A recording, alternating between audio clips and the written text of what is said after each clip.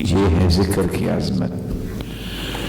رسول اکرم صلی اللہ علیہ وسلم کا یہ فرمان 5610 صحیح الجامع میں موجود.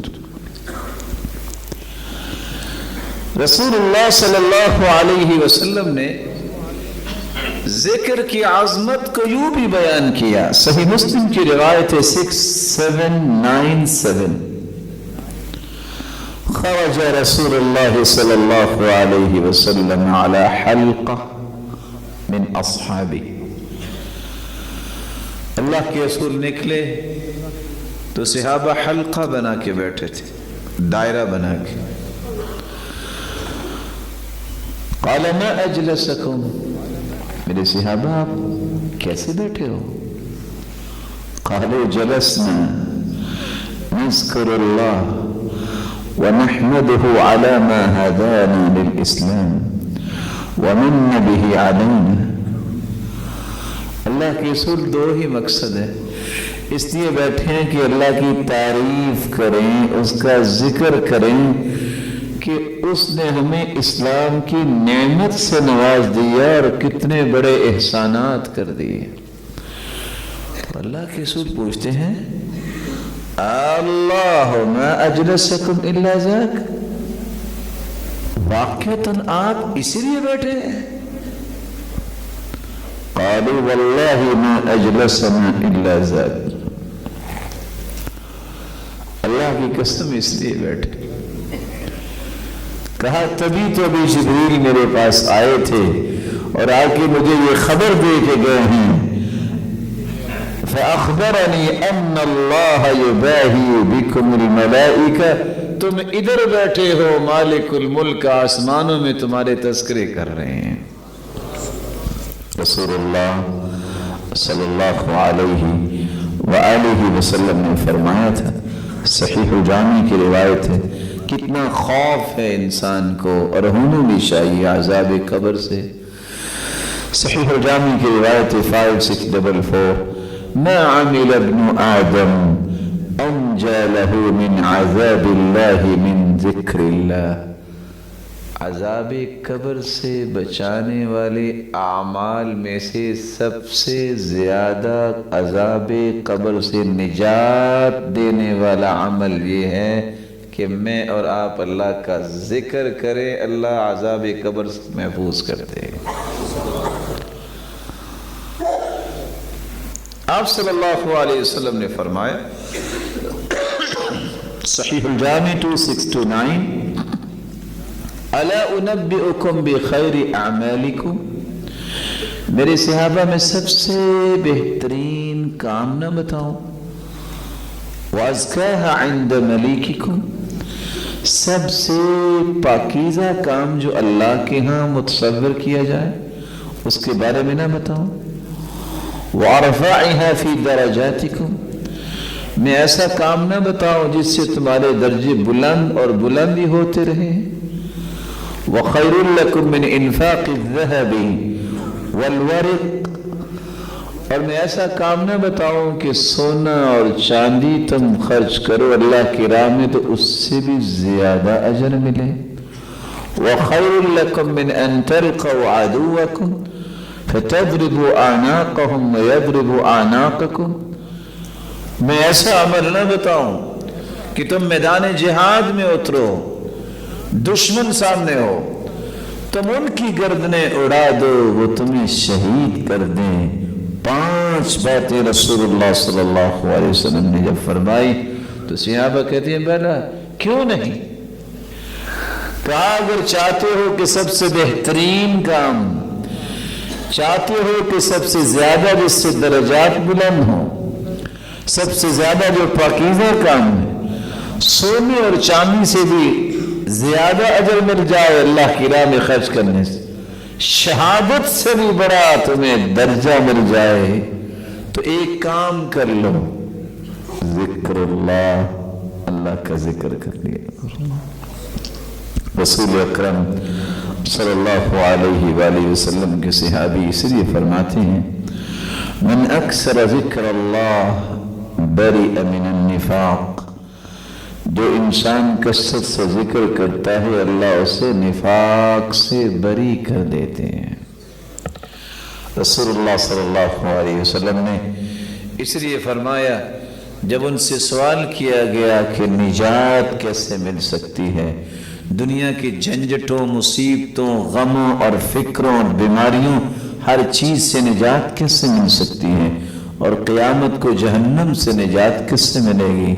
تو آپ صلی اللہ علیہ وسلم نے فرمایا تم اگر نجات ہی چاہتے ہو تو تم ایک کام کر لو، وہ کیا ہے؟ ان تموت ولسانک رطب من ذکر اللہ، اس حالت میں تم دنیا کو چھوڑ کے جاؤ کہ تمہاری زبان پہ اللہ کا ذکر ہو۔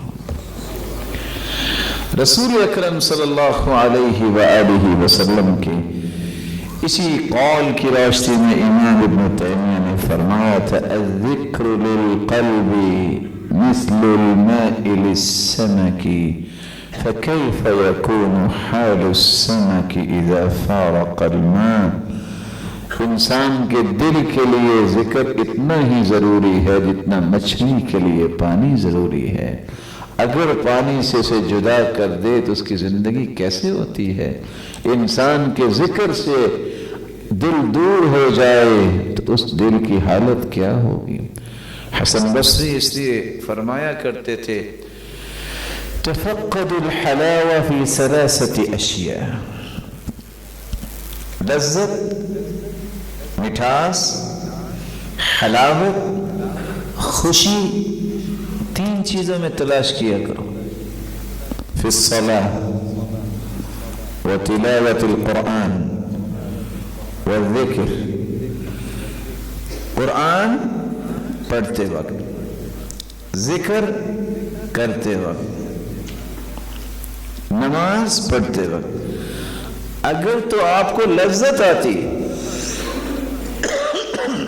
سکون ملتا ہے، خوشی ملتی ہے، حلاوت محسوس ہوتی ہے، یقین کر لینا کہ رب کی رحمت کا دروازہ کھلا ہوا ہے۔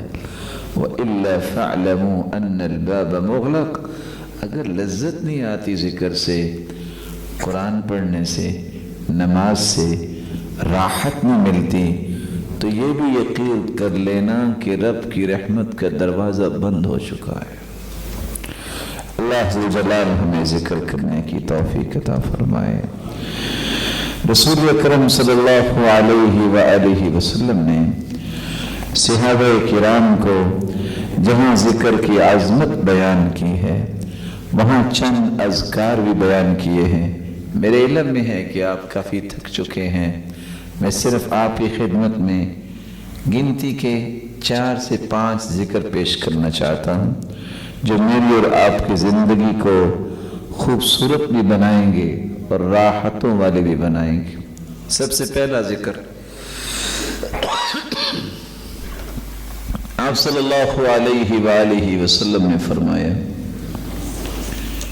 کہ تم یہ کلمہ اپنی زبان پہ لایا کرو، اور میری خواہش و تمنا یہ ہے کہ یہ کلمہ آپ بھی دہرائیں، رضیت باللہ ربا، رضیت باللہ ربا وبالاسلام دینا وبمحمد نبیا صلی اللہ علیہ وسلم۔ یہ کلمہ جب انسان پڑھتا ہے تو کتنا وقت لگتا ہے؟ رضیت باللہ ربا وبالاسلام دینا وبمحمد نبیا، ان 3 کلمات کا سب سے پہلا فائدہ جو ہے ادھر میری اور آپ کی زبان سے یہ 3 کلمات ادا ہوتے ہیں، ادھر زندگی کے گناہوں کا صفایا ہو جاتا ہے۔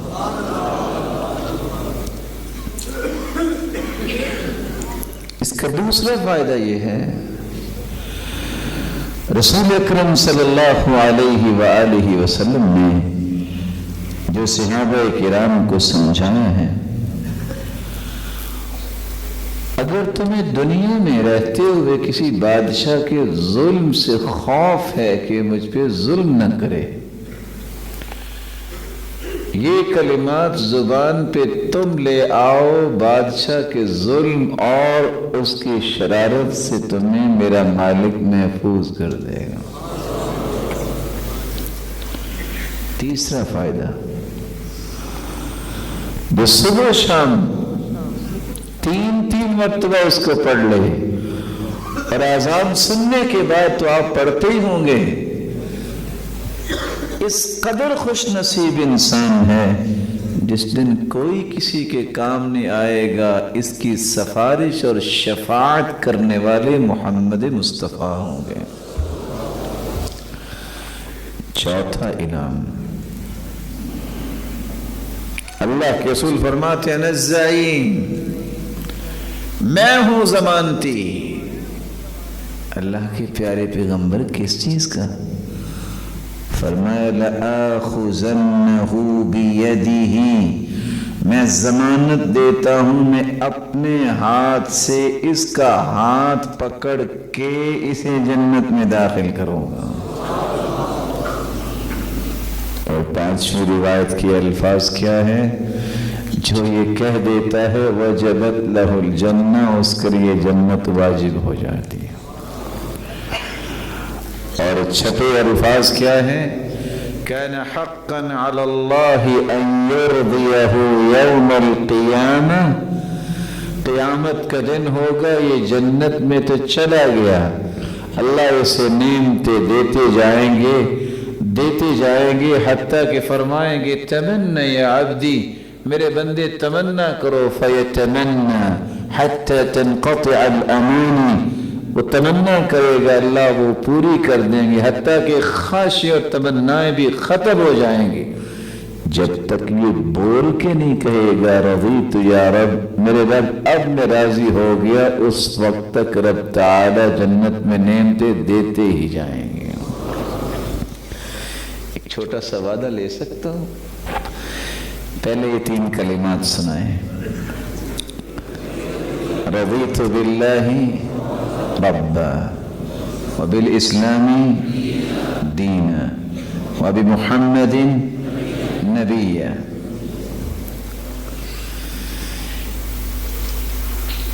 پڑھا کریں گے اس کو؟ یہ جتنے مبارک چہرے بیٹھے ہیں، یہ سننے والے ہیں، اگر اتنے یہ کلمات پڑھنے لگ جائیں تو ہمارے بیٹھنے کی قیمت واپس آ گئی۔ دوسرا ذکر،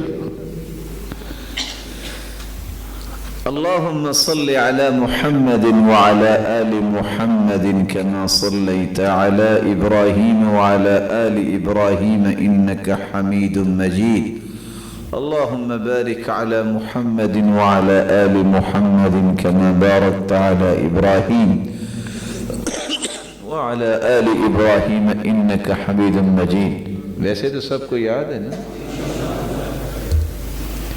رسول اکرم صلی اللہ علیہ وسلم کا فرمان ہے، اگر اس کو 10 مرتبہ پڑھے تو کتنا کو وقت لگے گا؟ یہ بات طے شدہ ہے کہ قیامت کو کوئی جنتی جنت میں نہیں جائے گا جب تک اللہ کے رسول کی سفارش نہیں ہوگی۔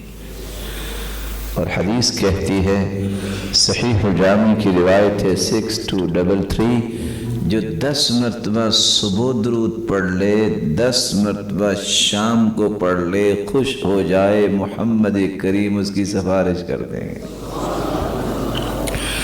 10 نیکیاں تو ملیں گی، 10 گناہ تو معاف ہوتے ہیں، 10 درجے تو بلند ہوتے ہیں، لیکن کمال یہ ہے کہ قیامت کے دن سفارش بھی ملے گی تو کس ہستی کی؟ محمد مصطفیٰ کی۔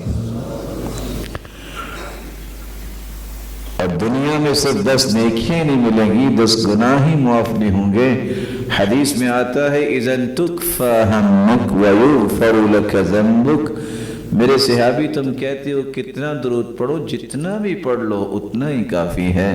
اگر تم درود ہی پڑھتے رہو تو زندگی کے سارے گناہوں کو اللہ معاف کر دیں گے اور سارے غموں کو خوشیوں میں تبدیل کر دیں گے۔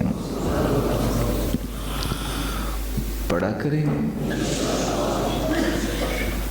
ویسے کبھی آپ پڑھ کے دیکھیں، اور اکیلے بیٹھ کے ذرا پڑھیے گا. مجھے امید واثق ہے کہ آپ کی زبان جو ہے اس میں لذت ضرور آئے گی. اللہ نے اپنے ذکر میں درود میں لذت رکھی ایسی ہے. اللہ شاہد ہے کہ انسان اگر اخلاص کے ساتھ ذکر کرے یوں محسوس ہوتا ہے کہ شاید اس نے کون سی ایسی چیز کھائی ہے جو زندگی میں کبھی نہیں اس نے کھائی. لیکن یہ محسوس اور احساس بھی اس وقت ہوتا ہے جب دل زندہ ہو. اللہ ہم سب کو زندہ دل نصیب فرمائے. رسول اکرم صلی اللہ علیہ وسلم کا فرمان ہے کبیرہ گناہ ہے. ابھی آپ بات سن رہے تھے, میدان جہاد سے دوڑ جانا, راہ فرار اختیار کرنا, بزدلی دکھانا کبیرہ گناہ ہے. لیکن رسول اللہ صلی اللہ علیہ وسلم نے فرمایا 3 مرتبہ یہ کلمات کہہ دو, استغفر اللہ الذي لا الہ الا هو الحی القیوم واتوب الیہ. مشکل ہے تو دہرائیے میرے ساتھ, ہم بھائی ہیں نا آپس میں. استغفر اللہ الذي لا الہ الا هو الحی القیوم واتوب الیہ. فرمایا غفرت له ذنوبه وإن كان فارا من الزحف. سلسلہ صحیحہ کی روایت ہے 2727 اور جامع ترمذی کی روایت ہے 3570. سنن ابی داود کی روایت ہے 1517. یہ میدان جہاد اور جنگ سے بھی بھاگا ہوگا تو اللہ 3 مرتبہ کہنے سے اسے بھی معاف کر دے. رسول اللہ صلی اللہ علیہ وسلم نے ایک اور ذکر بھی بتایا ہے جو اس کمال کا ذکر ہے کہ اللہ جلال بس ہمیں اس کو اختیار کرنے کی توفیق عطا فرما دے. ویسے تو دنیا میں ہم ضمانتیں ڈھونڈتے ہیں نا, اللہ تعالیٰ ایسے ایام کسی کو نہ دکھائے کہ اس کو ضمانتی ڈھونڈنے پڑے. وہ مچل کے بھرتے ہیں, میری کو ضمانت دے دے, کیس ہو گیا ہے. اللہ بولنے والے سننے والوں کی اولادوں کو بھی اور انہیں بھی اس طرح کی مصیبتوں سے بچائے رکھے. اس سے بڑی بھی کوئی ضمانت ہے کہ کوئی شخص صحیح عقیدے والا ہو, حلال لقمہ کھانے والا ہو, نمازوں کی پابندی کرنے والا ہو, حرام سے بچنے والا ہو اور 5واں کام ایک کر لے. 24 گھنٹے دن اور رات کے ہیں. ان 24 گھنٹوں میں جب بھی اس کی جان نکلے گی وہ سیدھا جنت میں ہی جائے گا. سنن ابی داود کی روایت ہے 5072. جو شخص یہ کلمات کہہ دیتا ہے صبح یقین کرتے ہوئے اللہم انت ربی لا الہ الا انت خلقتنی وانا عبدک وانا على عهدك ووعدك ما استطعت اعوذ بك من شر ما صنعت ابوء لك بنعمتك علي وابوء بذنبي فاغفر لي فانه لا يغفر الذنوب الا انت. صبح پڑھ لے یقین کرتے ہوئے اور شام تک رات تک اسے موت آ جائے تو یہ جنتی ہے, اور اگر شام کو پڑھ لے صبح تک موت اسے آ جائے تو یہ جنتی ہے. 24 گھنٹے جنت کی ضمانت یہ اس شخص کو نصیب ہوتی ہے جو اس ذکر کو اختیار کرتا ہے. آخری بات جس پہ میں اپنی بات مکمل کرنا چاہوں گا ایک چھوٹا سا کلمہ، اس کو بھی اپنی عادت بناؤ، اور دعا بھی میں کرتا ہوں کہ اللہ ہمیں اپنے کیے ہوئے وعدے پورے ہوتے دکھائے۔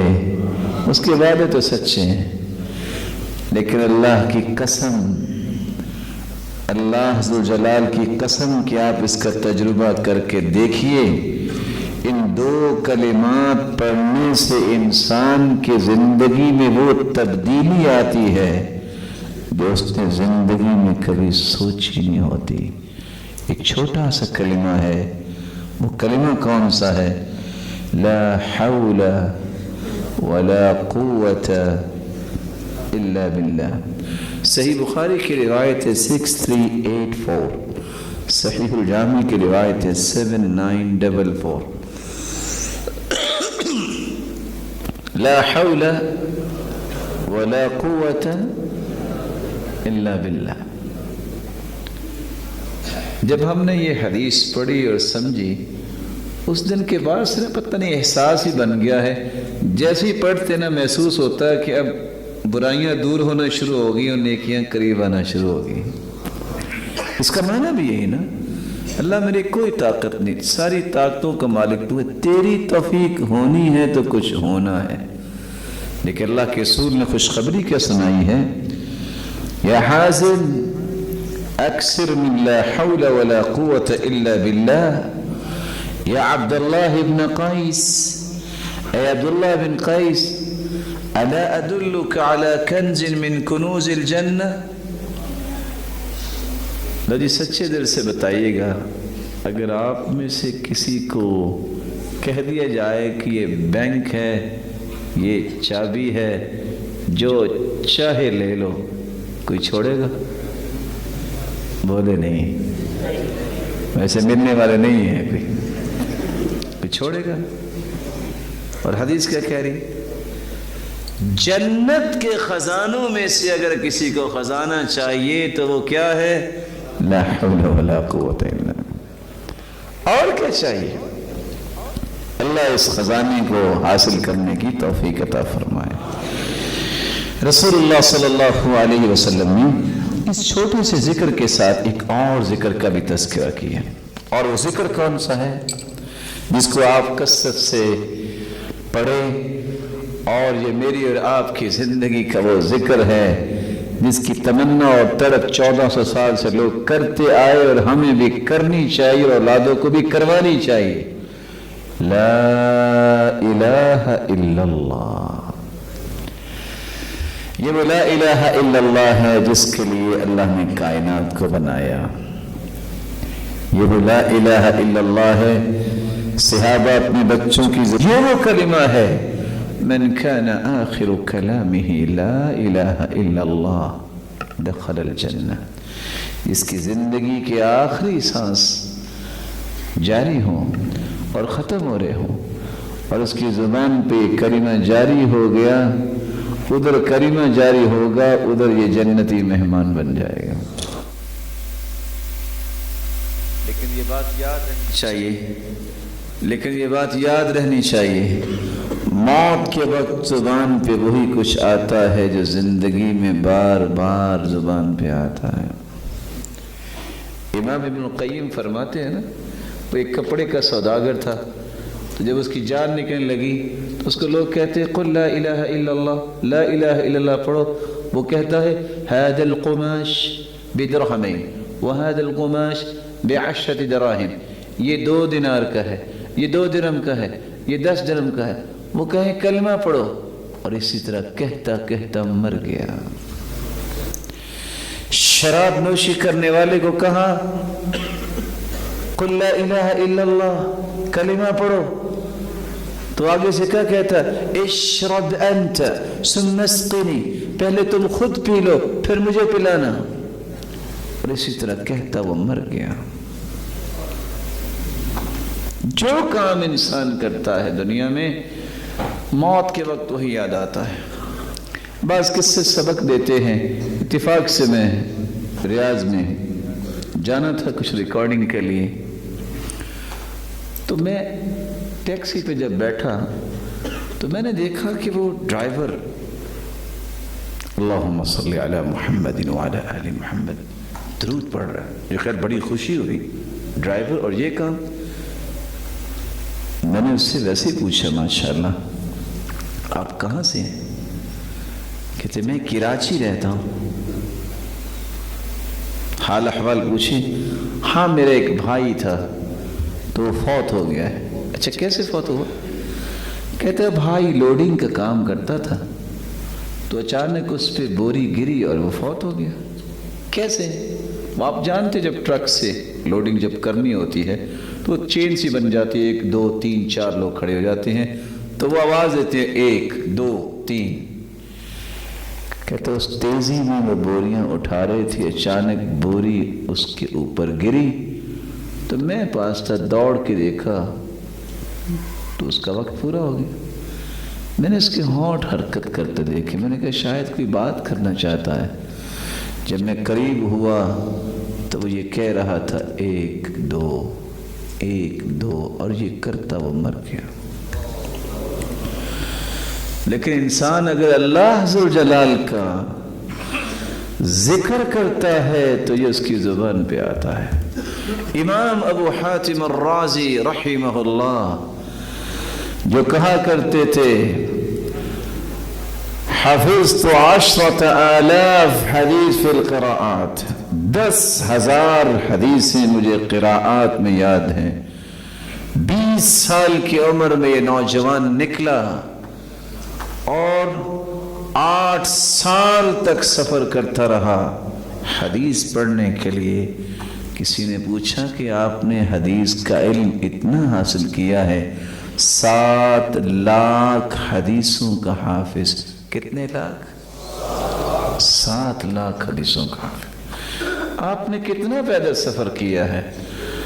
تو کہنے لگے 30,000 میل پیدل سفر کیا. پوچھنے والا بھی کوئی بادشاہ ہی ہوگا. کہتے بس. تو مسکرا کے کہتے ہیں ثم ترکت العد, میں پیدل تو اور بھی چلا ہوں, اس کے بعد پھر میں نے گننا چھوڑ دیا. اس شخص کی جب موت کا وقت آتا ہے 3 محدث اس کے پاس ہیں, منذر بن شازان, ابن وارا, ابو حاتم الرازی, تینوں ہی علم حدیث کے اعلام ستون. کہتے ہیں ابو ذرا رازی تو آخری وقت میں محسوس ہو رہا ہے, اس کو کیسے ہم کلمہ پڑھائیں؟ حدیث میں آتے لقنوا موتاکم بلا الہ الا اللہ, جو قریب المرگ ہو سے لا الہ الا اللہ کی تلقین کرے. اتنے بڑے محدث کو کیسے کرے؟ سوچ رہے ہیں, شرم اور حیا کر رہے ہیں کہ کیسے کرے, وہ تو خود محدث ہے. تینوں نے مشورہ کیا. اچھا ایسا کرتے ہیں, یہ محدث انسان ہے, ان کے سامنے وہ حدیث پڑھتے ہیں, ان کو یاد آ جائے گا. کہتے ہیں ٹھیک ہے. ایک شخص کہتا ہے حدثنا ابو عاصم قال حدثنا عبد الحمید بن جعفر عن صالح. محسوس کروایا کہ سند آگے نہیں آ رہی. دوسرا کہتا رکو, یہ حدیث میں پڑھتا ہوں. حدثنا ابو عاصم عن عبد الحمید بن جعفر عن صالح بن ابی. وہ بھی رک گیا. تیسرا کہتا رکو میں یہ حدیث پڑھتا ہوں. امام ابو ذر رازی نے آنکھیں کھولی. کہتے اجلسونی, مجھے بٹھاؤ. فاجلسوہ, اسے سہارا دے کے بٹھایا گیا. امام ابو ذر رازی بیٹھتے ہی کہتے ہیں, یہ حدیث میں سناتا ہوں.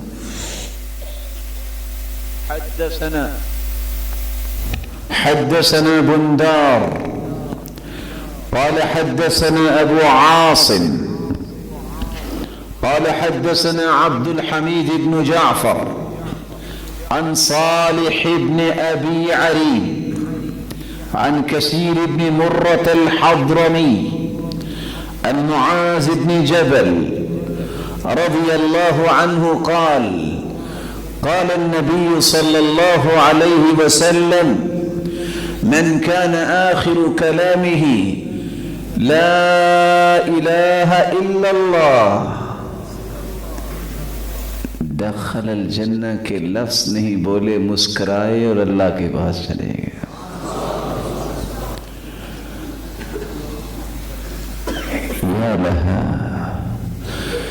يا له من فرح عند الموت.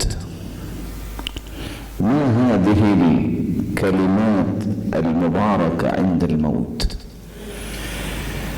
روایت کو نقل کرنے والے لکھتے ہیں کیوں مسکرائے؟ وہ تو بیمار تھے، وہ تو نزع کی کیفیت میں تھے، کیوں مسکرائے؟ حدیث کے الفاظ تو یہ ہے من کان آخر کلامہ لا الہ الا اللہ دخل الجنہ، جس کی آخری کلمات لا الہ الا اللہ ہوں گے وہ جنت میں جائے گا. استدلال سلسلہ صحیحہ کی روایت سے لیتے ہیں علماء کہ ادھر جسم پہ میخیں لگائی ہوئی تھی آسیہ علیہ السلام کے فرعونیوں نے، اور اس کی ایک ہی تمنا تھی اے اللہ میں نے صدارتی محل چھوڑا ہے، فرعون کی بیوی اشارہ ابرو پہ 4000 غلام ہر کام کرنے کے لیے تیار ہوتے تھے، اللہ میں نے سب کچھ چھوڑا ہے، صرف ایک تمنا ہے رب ابنی لی عندک بیتا فی الجنہ، یا اللہ اب میرا گھر اپنے پڑوس میں بنانا. ادھر تکلیفوں پر تکلیفیں. فرعونی کہتے ہیں دیکھو اس کی حالت دیکھو، فکشف اللہ ستر عن هذا البیت، اللہ نے وہ جنت میں اس کا گھر بنایا. جب اس کی روح نکلنے کے قریب ہوئی تو اللہ نے وہ پردہ ہٹوایا اور وہ گھر آسیہ کو دکھایا. جو ہی اس نے دیکھا تو مسکرائی اور ساتھ ہی اللہ کے پاس چلی گئی.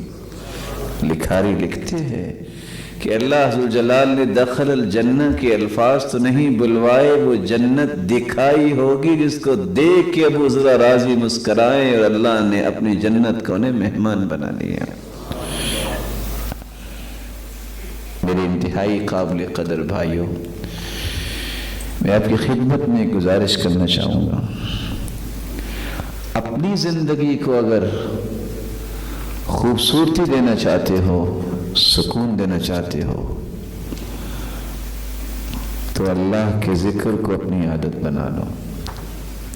صبح و شام کے اذکار سیکھیے، سکھائیے، پابندی کیجیے. اللہ کے ذکر سے بڑھ کے کوئی بھی انسان کے لیے سکون اور طمانینت اور وقار کی چیز نہیں ہے. اللہ ذوالجلال کا فرمان سنیے اور پھر ہم اس مجلس کو مکمل کرتے ہیں. الا بذکر اللہ تطمئن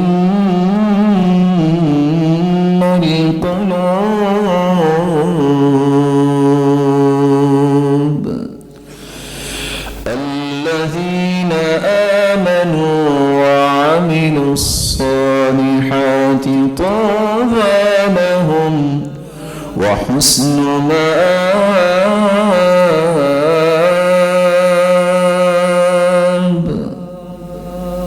دلوں کا سکون اللہ نے اپنے ذکر میں رکھا ہے.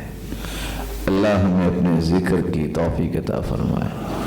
اٹھتے بیٹھتے سبحان اللہ، الحمدللہ، اللہ اکبر، لا الہ الا اللہ، حسبی اللہ، یا حی یا قیوم برحمتک استغیث، اللہم لا تکلنی الى نفسی طرفت عین ولا اقل من ذلك، اللہم انا نسألک العفو والعافیہ فی الدنیا والآخرہ، رب اغفر لی ولوالدی.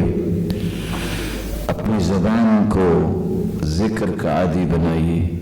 مولا کریم سے دعا ہے جس طرح یہ روشن چہرے تیرے گھر میں جمع ہیں، اے اللہ ان کو ان کی اولادوں اور والدین کے ساتھ اور سننے والوں کی اولادیں اور والدین کے ساتھ سب کو جنت الفردوس میں بھی جمع فرما۔